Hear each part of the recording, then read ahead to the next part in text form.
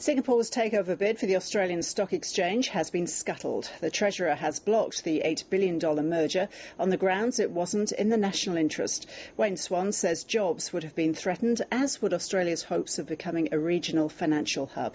From Canberra, political reporter Francis Bell. The Treasurer describes it as a no-brainer.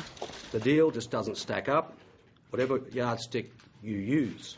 He says the proposed $8 billion tie-up between the Australian and Singapore stock exchanges was a takeover, not a merger, where the ASX would be the junior partner. The proposed takeover would risk seeing jobs and capital move to Singapore, and I'm not going to stand by and let that happen.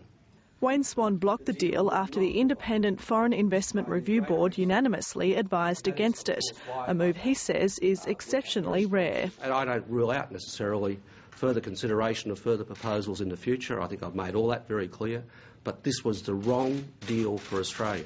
Opposition frontbencher Malcolm Turnbull says the proposal was controversial because of the Singapore government's influence over the country's stock exchange. Not only did it have to get past FIRB and the Treasurer, but it had to get approved by both Houses of Parliament because you needed legislation changed. But Wayne Swan denies potential parliamentary hurdles or concerns about foreign government involvement played a role in his decision.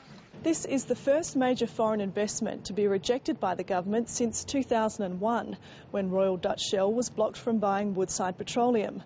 The Australian and Singapore exchanges have agreed to terminate this particular deal, but both say they're interested in exploring other forms of cooperation. Historically, it's been a monopoly, with the alternative exchange coming in potentially next year or later this year, CHEX.